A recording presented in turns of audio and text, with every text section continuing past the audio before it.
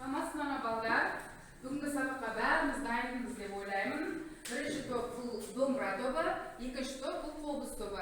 Яғни бұл аспаптарға қарап отырып, бүгінгі сабағымыздың тақырыбының өзі қазақ музыкасы. Сондықтан екі топ етіп мен бөліп алдым.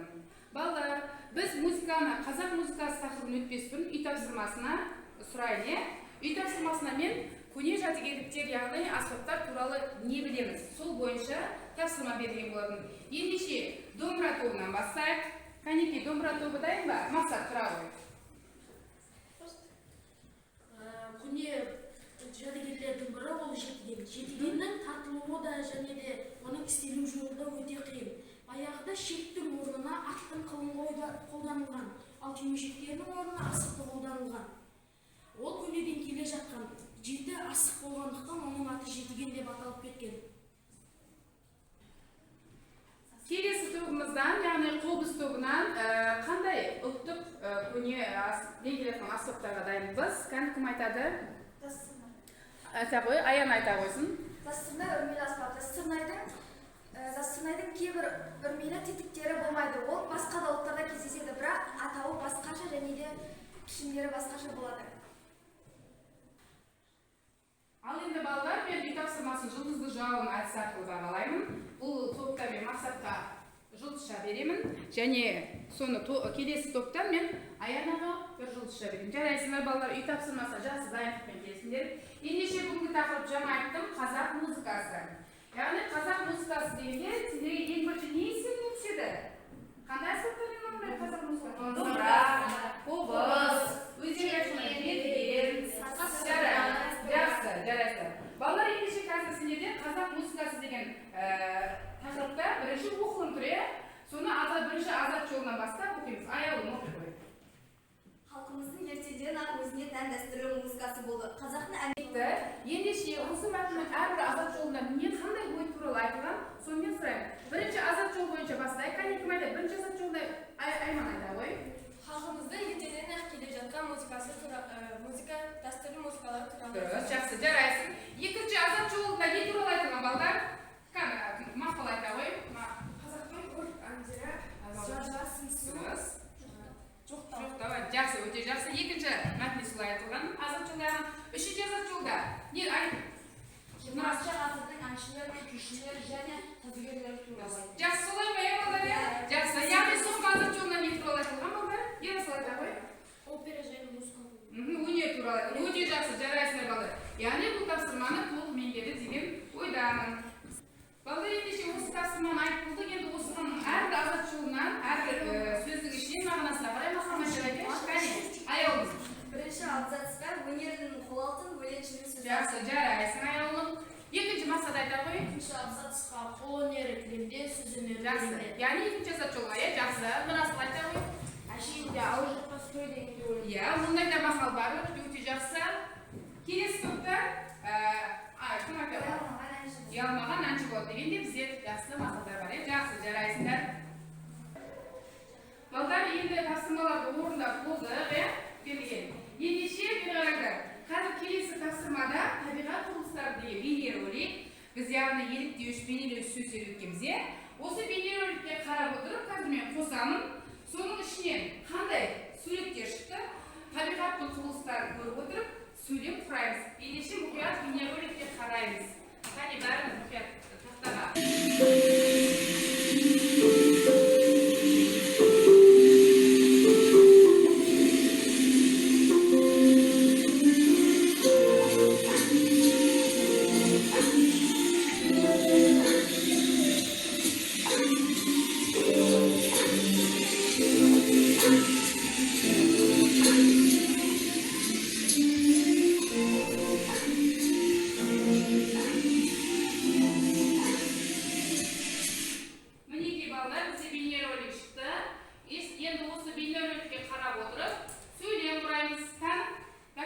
Жазасыңдар.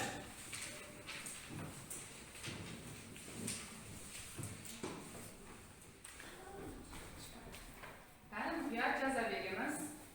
Табиғат құбылыстарына сөйлемдерді құрап, қатесіз әдемілеп жазайық. Жарайсыңдар, әдемілеп азат жолмен жазамыз. Балдар, кәнекей қайсы топ дайын? Екі топтан домбыра тобы, қобыз тобы. Дайынбыз ба? Яғни қобыз тобы дайын екен, қарақат бастай қой. Жаңата от секілді лапылдады. Жақсы, бұл жерде қайсысы? Яғни көз не істеп тұрсыз бұны? Бейнелеуші. Дұрыс, бейнелеуші. Құлақпен естіп, көзбен көрген нәрселердің дауысын естіп. Жоқ, керісінше бейнелеушісіз, көз алдыңа бейнесі ғана не істейді? Келеді. Жақсы, келесі сөйлем. Кімде оқи береді? Құйын дүрілдеп тұрды. Дүрілдеді. Дүрілдеп, иә. Ол жерде дүрілдеу. Бұл жерде дүрілдеп болғанда, бұл жерде еліктеушіге жатпай ма, бейнелеушіге жатпай, деп отыра ғой. Аяулыз. Сарқырамадағы су сылдырлады. Дұрыс. Еліктеушіге жатады. Иә, неге еліктеуш? Өйткені оны құлағымен естіп тұрсың. Сылдыр, иә? Тарс, дұрыс, жақ, жұрт деген сөздердің барлығы еліктеушіге жатады. Жақсы, келесі. Мақсат оқи қой. аспанда бұлт болып найзағай жарқылдады. Жарқылдады бұл. Бұл еліктеуш мәтініне кіреді. Бейнелеушісіз ғой, еліктеушісіздің ішінде бейнелеуші. Жақсы, жарайсыз. Ал енді сендер екі топқа сұрақ қояйын. Домбыра тобына еліктеу сөздер екіге бөлінеді. Еліктеуш сөздер деген бізде кім айтады? Еліктеуш сөз. Аялым айта ғой. Еліктеуіш сөздер дегеніміз құлақпен есту сөз табы болып саналады. Ол мысалы сіз қазір есікті тарс етсеңіз, тарс етті, жарқ етті, найзағай жарқылдады деген сөздермен істелінеді. Яғни екі табиғатта құбылыстарды бір-бірінен соғысуынан құлақпен есту арқылы, дұрыс. Бұл жерде тарс етті, дұрыс, өзің айтып жатыр, дұрыс етті, сарқылдады деген сөздер, жақсы еліктеуіш сөздер. Келесі топқа бейнелеуіш сөздер деген бізде. Ол айта ғой. Бейнелеуіш сөздер дегеніміз адам өз көзімен көрген табиғи құбылыстарды айтады. Оған лапылдады деген секілді сөздер жатады. Мысалы мен біреу сыртымнан тез келіп қалса, мен сен кетемін. Қандай сөзмен шығады? Бейнелеуші. Өйткені менің көзім сен кеткенде менің сезінгендей бола ма? Денем менің қозғалғанда. Өте жақсы, жарайсыңдар. Жақсы, балдар. Жақсы жауап мақсатқа бір есіміңізден беремін және қарақатпен өте береме. Жақсы. Балдар, енді келесі тапсырманы берейін. Қазір сендерге екі топқа екі плакат беремін. Яғни бұл жерде плакатқа бірінші топ өздерінің атауларымен домбыра тобына плакат беремін қазір және қобыз тобына плакат беремін. Соған байланысты плакатты біз постер қорғаймыз. Оған мен қазір 3 минуттай уақыт беремін. Сол үшін қазір плакат береміз. Қане балдар, болып болған сияқтымыз. Домбыра тобы бітті, жарайсыңдар балдар. Және қобыз тобы да аяқталған сияқты деген. Жарайсыңдар балдар. Ондай болса домбыра тобы шығамыз, кім қорғайды бұл жерде? Келе қойыңдар. Кел Аяулы, Мақсат және Наурызбай үшеуі келіп, яғни постер қорғайды біз білеміз. Осы уақытта немесе сабақтарда өткенде. Яғни бұларға домбыра тобы берген екен. Яғни тапсырды, жарайсыңдар. Ал енді бастай қойыңдар. Домбыра қазақтың ұлттық аспабы. Домбыраның құрылысы жайлы айта кетсек, домбырада бас, құлақ, бас тиек және мойын, перне, сағақ деген құрылымы болады. Және де ернеулі, көмкерме, және де қақпақ, шанақша, тағы да астыңғы шек, үстіңгі шек болады. Ал домбыраның олар күйші, жыраулар айтады. Олар мұсылмандарды жайлы Дина Нұрпейісова, Сүлер әлі олар. Олар айтыстармен күйлерді қатады. Домбырамен сол айтады, осы асықпен және тағы не қойып жасасыздар ана жерде. Мына жерде тағы да құрылымдары, керміш, түймек және де белағаш. Яғни, жарайсың, домбыратулар бірнеше мәлімет берді. Біздің бұл көнеден келе жатқан жәдігеріміз, негізгі аспап құралымыз, нағыз қазақ емес, нағыз қазақ домбыра деген жарайсыңдар. Осындай ұранмен шыққан біздің домбыра тобымызға үлкен рахмет. Осындай көне жәдігерлерді келер ұрпаққа сендер де дәріптеп жүреді деген сеніммен, сендерді үлкен қошеметпен, ризашылықпен әрқайсының орындарына отырғызайын. Жарайсыңдар балдар, осы постер қорғауға барлықтарының ақ саласында үлкенмен өздерімді қадағалап тұрдым. Сондықтан барлықтарына бір жұлдызшадан тартып кетейін. Жарайсыңдар балдар, міне киімдер жақсы. Бірінші топтың постері өте жақсы қорғалды. Ендеше екінші топ қобыз тобының постерін көреге келе қойыңдар. Әдемілеп, аспай ұстап тұрып қорғаймыз. Қане.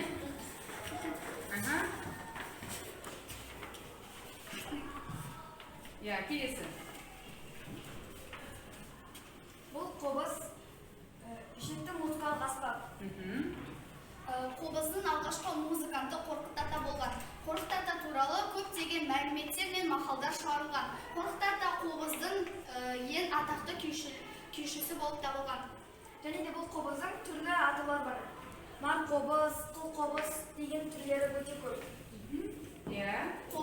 Қобыздың 4000 жылдық тарихы бар және қобыз ежелден келе жатқан көне аспаптардың бір түрі болып табылады. Қобыздың ішкі құрылысы он, құлаған, біріншісі, екіншісі байына, үшіншісі шайнағы, төртіншісі шегі, бесіншісі тиегі, алтыншысы ысқышы. Бұл қобыз атадан балаға келе жатқан мұра. Қобызды көп адамдар құс даусына ұқсайды деп санаған. Құстардың арасында ең танымалы аққу құсына ұқсайды деп сенген. Және де қобыздың пішіні мен тұлғасы да аққу құсына тартқан деген. Ал кейбір ғалымдар қобызды адам даусына ұқсатып та айтқан. Жарайсыздар балдар, постер құрылған қарақат пен аяғаға өте жақсы деген баға қойғым келіп отыр. Қарақат бүгінгі сабақта өте белсенді. Ендеше балдар біз өте белсенді қатысқан қарақат пен аянан бағалады және барлықтарына осы постер құрғауға үлестері бар. Сондықтан барлықтарына жұлдыз арқылы бағалағым келіп отыр. Мінекей барына сарап. Жақсы. Балдар бізде қорқытты қорқыт қайда барсам қорқыттың көрі деген сөздер қалғаны және бізде қорқыттың түрлі нақыл сөзі бар. Айта кетейін. Тәкаппарды тәңір сүймес, қонақ келмеген үйді құлағаны жақсы деген сияқты өте керемет нақыл сөздер бар. Сонымен бірге қорқыт абыз, қобызшы және ол өте пәлсапашы. Жарайсыңдар балдар. Бүгінгі сабақтан сендер бірнеше мәлімет алды деген ойдамын. Сендерге үлкен рахметімді айтам және бағалап кеткім келіп отыр. Балдар, қазір сендермен жұлдызша арқылы бірнеше 4 тапсырмаға барлығына толық тапсырма 4 жұлдыз алып отырған. Аяулымға 5 қойып отыр, Мақсатқа 5, Нұрасылға 5, Айманға 4 қоям және қатысып отқан Ұлнұрға 4, Ақжанға 4. Тапсырмалар бойынша оқушылардың бәріне 4 деген баға қойғым келіп отыр. Әлі де топ қатысамыз, талпынамыз. Келесі топ, қобыз тобында да белсенділік танытқан бірнеше оқушылар бар. Қарақат, 4 жұлдыз шалып отқан 4 тапсырмадан Аяна, Мақпал, Лаура, осы оқушыларға өте жақсы деген баға қоям. Және Ерасыл, Бексұлтанға жақсы деген баға қоям. Және Мөлдірге де жақсы, Саянға деген жақсы баға қоям. Қалғанымыз қазір ары қарай толықтырамыз. Енді балдар, бүгінгі сабақты бағалай отырып, сендерден бүгін не түйінгендеріңді өздерің ауыздарына бір ауыз, бір екі ауыз сұрағым келіп отыр. Және кім айтады, бүгін не үйрендік? Аяулым. Бүгінгі сабақтан мен қазақтың дәстүрлі музыканттары мен ұлттық аспаптарымыздың құрылымдарымен таныстым және де тарихымен таныстым. Бүгінгі сабақ мен үшін өте қызықты. Жақсы, жарайсыңдар. Сендерге мынандай домбыра қағаз рефлексия жазыңдар деген келіп айтып, Мақсат оқи ғой. Бүгінгі біздің тақырыбымыз қазақ музыкасы болды. Оның ішінде бізге домбыра берілді. Ежелде ата-бабамыз айтып кеткен ғой, нағыз қазақ емес домбыра деп. Мен бүгінгі сабақта өзім қазақ музыкасы және де домбыраның құндылығын үйрендім. Жақсы, өте жақсы, жарайсың. Келесі топтан да айтатындар бар ма? Ерасыл айта ғой. Мен бұл сабақта аспаптардың ішкі құрылысы туралы білдім. Қорқыт Ата туралы да білдім. Және аспаптардың тарихи туралы аңыз білдім. Мен бұл сабақта өте қатты ойландым. Жақсы, жарайсың. Тағы да Мақпал оқи ғой. Мен бұл сабақтан қазақтың ұлттық домбыра және қобыз және тағы да басқа туралы көп мәліметтер білдім. Және қобыз ата туралы көптеген аңыздар, мәліметтер оқыдым. Және маған бұл сабақ өте қатты. Жақсы, жарайсыңдар балдар. Тағы Ұлнұр оқи ғой. Ұлнұр оқи ғой. Мен бұл сабақта бірнеше мәлімет алдым. Домбыраның тарихын, домбыраның ішкі құрылысын білдім. Домбыра қазақтың ұлттық аспабы. Біз бұл сабақтан домбыраның құрылыстарын жақсымыз. Жарайсың, өте жақсы. Нұрасыл айта ғой, Нұрасыл айта сізге. Қазақ халқының музыкасы мен күйлерін, әншілерін білдім. Және де 20 ғасырдағы сазгерлер мен күйшілерді білдім. Домбыраның ішкі құрылыстарын білдім. Жақсы, жарайсыңдар балдар. Ендеше балдар күнделігіңізді алып, келесі сабаққа біз тапсырма беремін. Үй тапсырмасы бұл қазақ музыкасы рухани байлығы атты тақырыпта эссе жазып келеміз. сендер жақсы дайын келеді деген сенімдемін.